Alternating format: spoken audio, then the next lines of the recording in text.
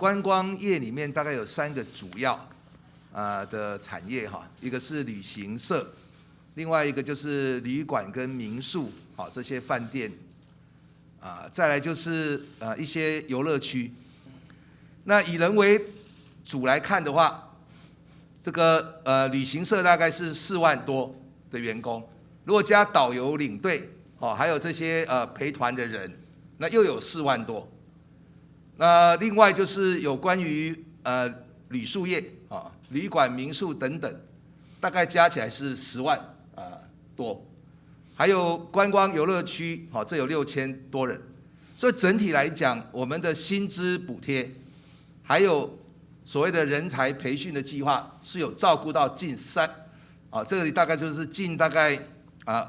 20万人。那这个里面很有感的就是说薪资的补贴，除了培训要上课，我们希望说能够提高它的竞争力，那是1小时158块，最多120小时，因此一个人可以有18960元。那大家很关心的就是除了对旅行社啦、饭店的这一些营运亏损的补贴，刚刚我们副局长有讲过，民宿5万，星级的那个浩客民宿10万，然后这个就是一般的旅馆大概是20万以上。那这个部分我们有一个营运亏损的15亿元的预算，我们会根据它的规模，所以最多可以到达上千万，对一家饭店来讲，减轻它的营运的补贴亏损，估起来不论水电或其他的这一些可能的补助。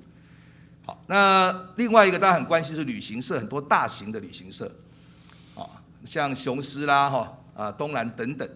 我们刚刚的数字里面显示一点，就是可以最多一个旅行社到500团，一团如果5万元，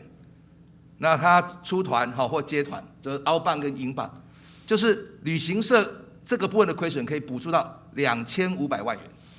那最后当然很多人关心是什么时候拿到钱。像这个计程车现在2000块已经开始可以加油，就很有感。那因为现在第2次的特别预算，从600亿增加到2100亿。那我们的交通部的部分，因为我们有观光发展基金，那我们就针对这个部分已经开始在行政作业，所以是希望在就是4月中下旬